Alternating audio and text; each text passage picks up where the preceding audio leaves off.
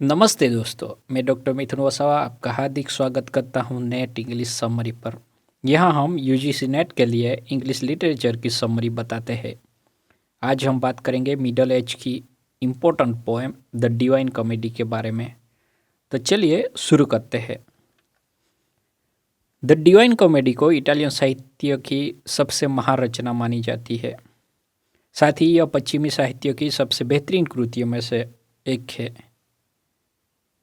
इस महाकाव्य को कवि दांते एलिघरी ने लगभग 1308 से 1321 ईस्वी के बीच लिखा था।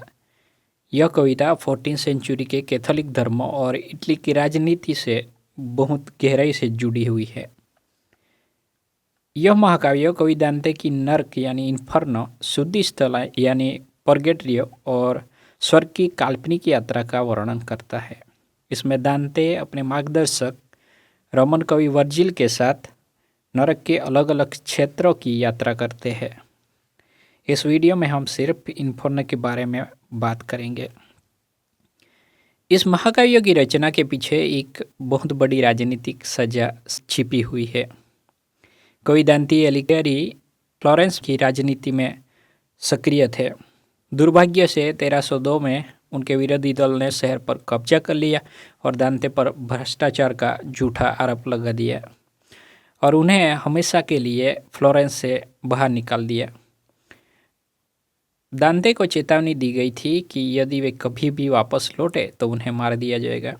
इस सजा के कारण दांते को अपने जीवन के अगले 20 साल तक एक शरणार्थी की तरह दर दर भटकते हुए बिताने पड़े।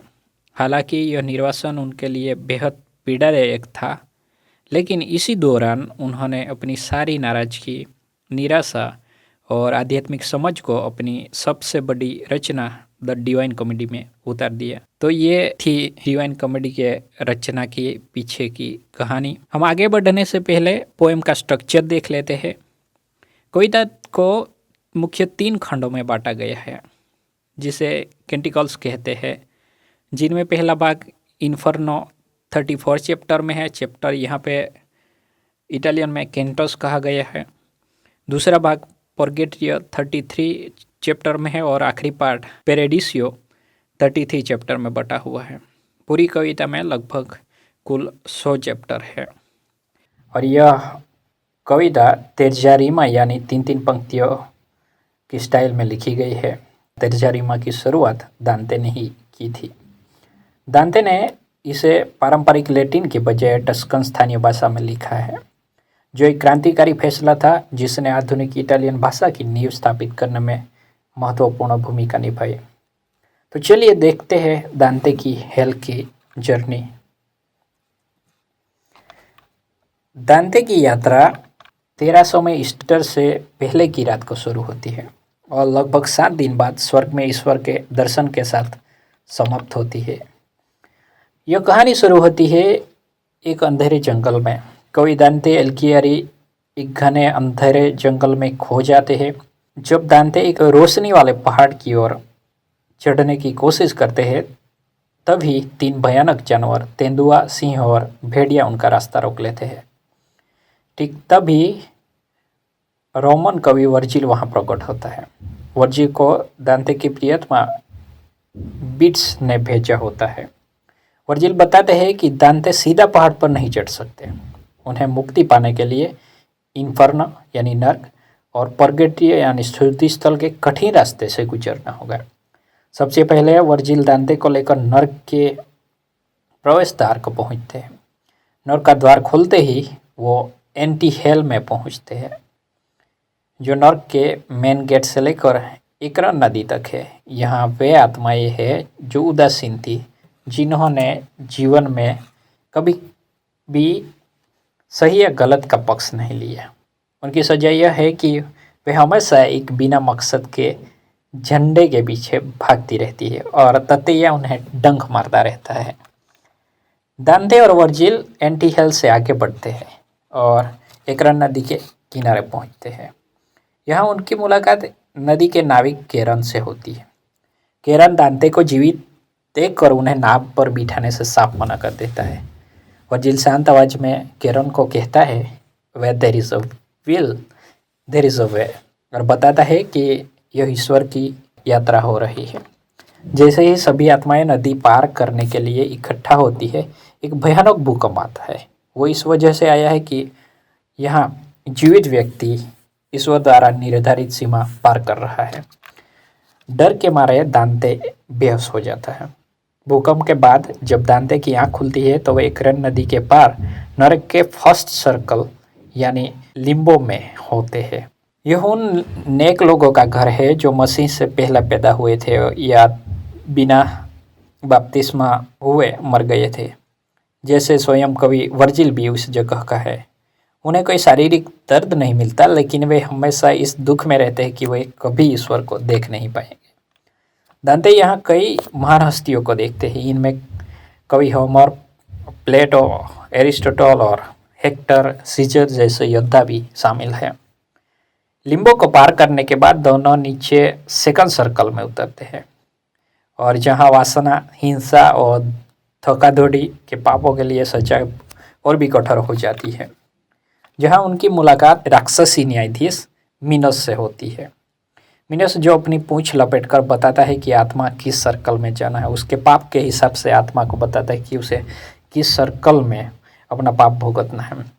वो दांते को रोकने की कोशिश करता है, लेकिन वर्जिल दिव्य आदेश का हवाला देकर उसे चुप करा देता है।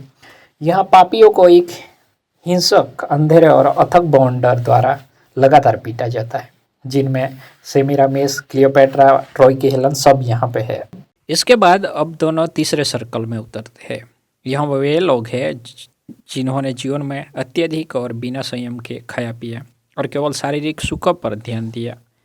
यह जगह बहुत ठंडी, गंदी और भयानक दलदल है। यहाँ आत्माएं इस ठंडे कीचड़ और गंदे पानी में हमेशा के लिए लेटी रहती है और उन पर लगातार गंदी बारिश होती रहती है। उनकी रखवाली एक 3 सर वाला भयानक कुत्ता जिसका नाम सरबेरस है वो करता है, जो लगातार भौंकता है और उन्हें नोचता रहता है। अब दोनों चौथे सर्कल में उतरते हैं जिनका नाम है ग्रीड, और जहाँ ग्रीडी लोग हैं। यहाँ 2 तरह के पापी हैं, एक तो कंजूस और दूसरे फिजूल खर्ची। उन लोगों की आत्माओं को 2 समूह में बांटा गया है। वो विशाल भारी वजन के गोला एक दूसरे के विपरीत दिशा में धकेलने के लिए मजबूर है। जब दोनों समूह टकराते हैं तो वो चिल्लाकर एक दूसरे को कोसते हैं, तुम क्यों जमा करते हो, और दूसरे कहते हैं तुम क्यों बर्बाद करते हो। फिर वह मुड़कर वापस उसी काम को करने लगते हैं। दांते और वर्जिल आगे बढ़ते हैं। नर्क का 5th सर्कल पहुंचते हैं जहां एंग्री लोग रहते हैं। यहाँ उन पापियों को दंडित करता है जिन्होंने जीवन में क्रोध और उदासी का प्रदर्शन किया।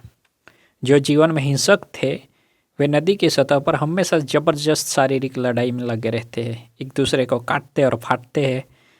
जो जीवन में नकारात्मक थे वे नदी के काले कीचड़ के नीचे हमेशा डूबे रहते हैं। वे अपनी दबी हुई नाराजगी में दम घोटते रहते हैं और उनके दर्द से ही पानी में बुलबुले उठते हैं। यह सब स्टिक्स नदी में होता है। क्रोध के 5वें सर्कल को पार करने के बाद दांते और वर्जिल डिस शहर की विशाल लोहे की दीवारों के गेट के सामने आते हैं। यह किला ऊपरी नरक को निचले और गंभीर पापों वाले सर्कल से अलग करता है। आपको बता दें कि अभी तक जितनी सर्कलों की बात की वो ऊपरी नरक था, अब हम निचले नरक की ओर जा रहे हैं। शहर की रखवाली फॉलेन एंजल्स करते हैं जो उन्हें अंदर जाने से रोकते हैं। वहाँ स्वर्ग से एक दूत आता है और अपनी दिव्य शक्ति से शहर के दरवाजों को खोलता है, जिसके बाद दांते और वर्जिल उसके अंदर जाते हैं। शहर के अंदर जाने के बाद दांते और वर्जिल 6ठे सर्कल में जाते हैं जहाँ विधर्मी लोग रहते हैं। यह उन लोगों का समूह है जिन्होंने कैथोलिक चर्च के स्थापित सिद्धांतों को नहीं माना। ये विधर्मी लोग हैं और ये विधर्मी हमेशा के लिए ज्वलंत कब्रों में फंसे हुए हैं।